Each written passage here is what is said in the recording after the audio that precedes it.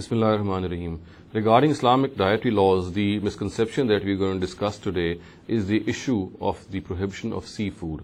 The question is that is there any seafood which is allowed, or is it the fact that all types of seafood are allowed, as is generally understood to be the case? And people generally think that all types of seafood which is hunted upon is absolutely allowed, and they base this conclusion on a Quranic verse which goes, it is mentioned in Surah Maida, which occurs in Surah Maida, and the words are "Uhilla lakum saydul bahr," which means that the animals of the sea animals which are hunted, they have been made allowed for you. And on the basis of this verse, or this section of the verse, they conclude that all types of sea animals which are hunted upon and which are caught, they are allowed, they can be consumed, they can be eaten. Now, first of all, before we go on into the details whether seafood is allowed or not, and what are the limits in this, we need to examine this verse in context. And if we do so, we'll find an entirely different meaning which the verse is actually giving. It is not at all saying that seafood is allowed to you, or sea animals which are hunted upon, they are allowed for you.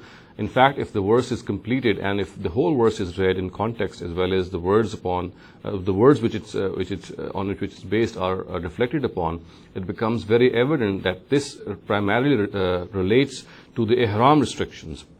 It is being said that when a person is wearing the ihram, then one of the restrictions of this ihram is that although in normal circumstances it's the all kinds of prey have been prohibited, one cannot hunt when one is wearing ihram. However, if one is wearing ihram, then saydul bahr, or the animals which are hunted on through sea, or sea animals, they are absolutely allowed. And this is of course very understandable when a person is going by ship or by sea to the holy places, and he is wearing ihram. And in these circumstances, if food supplies they start to fizzle out, then the only option for him to remain alive could be at times that he has to hunt sea animals.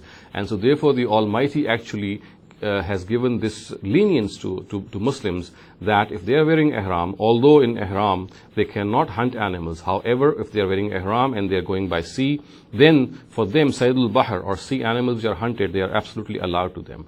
So if this context of the verse is kept in mind, we can clearly say and we can clearly conclude that it has no bearing on the topic under discussion, or seafood. It's not that it is allowing seafood. What it is saying is that whenever one is wearing ihram, then it is okay for that person to hunt sea animals. And this is of course, as I said, a lenience given in the general rule of not hunting in ihram. Now, if this is the case, then the other question which still remains is that what exactly is then the ruling regarding seafood? Is all types of seafood allowed, or is there some other restrictions? Now, again, here one needs to understand that Islam has not given any exhaustive list of animals which are forbidden to Muslims, and it has just mentioned certain animals which determining whose prohibition or allowance human intellect could have faltered. And we know that the three primary things which have been forbidden vis-a-vis eating, and of course we know that besides these three, the fourth one is eating animals which have been slaughtered in someone else's name than God's name.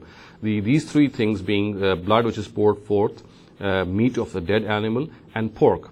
If we analyze this, we'll find out that the primary thing which is the reason for the forbiddance of these three things is beastliness. It's because of the savageness. We know that the pig is a beast. It cuts open its prey. It has incisors, and the reason for this, it is precisely because of this reason that the Quran has prohibited it. If we take into consideration the various explanations of the Prophet Muhammad as well, sallallahu alaihi wasallam, in which he is reported to have said that animals which have sharp incisors and birds which have claws, they are prohibited. And by saying these words, he has actually pointed out to the reason that it's the savageness or the beastliness of the animal because of which it has been prohibited. And since this practice of that animal, this beastliness can be transferred into human beings because if they eat such things, so therefore they are prohibited. So it can safely be said that in regarding these affairs, regarding animals, if this stipulation by the Prophet and this Quranic verse is kept in consideration, that it is primarily beastliness primarily beastliness which is prohibited. And if we make an analogy, we can safely say that all seafood or all sea animals which have sharp teeth, who hunt their prey the way savage animals and beasts do on the surface of the land, on similar basis, all such animals, all such sea animals should always also be prohibited.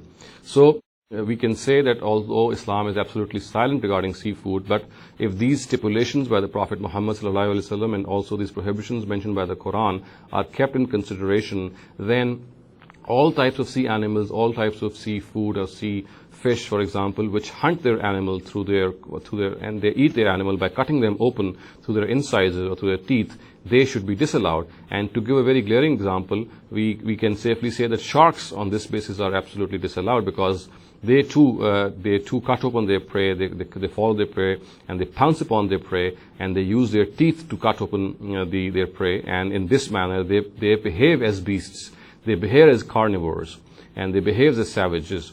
So therefore, it is because of this that we would say that seafood or sea animals which have this beastliness, this element of beastliness found in them, they should be absolutely abstained from. أقول قولي هذا واستغفر الله لي ولكم ولسائر المسلمين والمسلمات.